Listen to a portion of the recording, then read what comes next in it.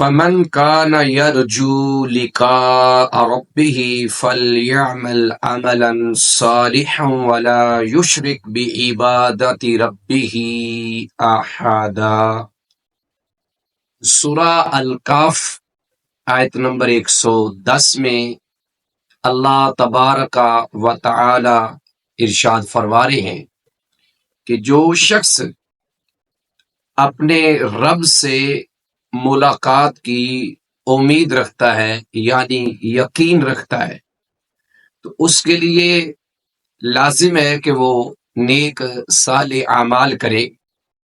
اور اپنے رب کی عبادت میں کسی دوسرے کو شریک نہ بنائے، کسی ایک کو بھی اللہ کی عبادت میں شریک نہ بنائے۔ رمضان میں جہاں روزہ خالصتاً اللہ رب العزت کی رضا کے لیے رکھا جاتا ہے، یہی وجہ ہے کہ رسول اللہ صلی اللہ علیہ وآلہ وسلم نے فرمایا، صحیح بخاری کی روایت ہے کہ اللہ فرماتے ہیں کہ روزہ میرے لیے ہے اور میں ہی اس کا اجر دوں گا۔ لیکن اس رمضان کے مہینے میں یہ جو بڑا عظمت والا اور بڑا مقدس اور برکتوں والا مہینہ ہے، ہمارے بھائی کئی ایسے اعمال کرتے ہیں جس میں ریاکاری کا پہلو آ جاتا ہے، جن میں سے خاص کر رمضان میں لوگوں کو راشن پیکج دیے جاتے ہیں یا کچھ لوگوں کو پیسے دیے جاتے ہیں اور اس کی باقاعدہ طور پہ ایک پکچر بنائی جاتی ہے، تصویر لی جاتی ہے، اس کی تشہیر کی جاتی ہے،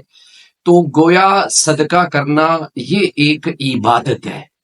اور اللہ رب العزت قرآن میں فرما رہے ہیں کہ تم اپنے رب کی عبادت میں کسی کو شریک نہ بناؤ۔ رسول اللہ صلی اللہ علیہ وآلہ وسلم کا فرمان مسند احمد میں موجود ہے، جو حضرت شداد بن اوس رضی اللہ عنہ سے روایت مروی ہے۔ مسند احمد میں اس حدیث کا نمبر 1727 ہے۔ رسول اللہ صلی اللہ علیہ وآلہ وسلم نے فرمایا کہ من صلی یرائی فقد اشرکا، جس شخص نے بھی ریاکاری کے لیے، دکھلاوے کے لیے نماز پڑھی تو یقیناً اس نے شرک کیا۔ پھر آپ علیہ الصلوۃ والسلام نے فرمایا کہ من صام یرائی فقد اشرکا، اگر کوئی شخص روزہ اس نیت سے رکھتا ہے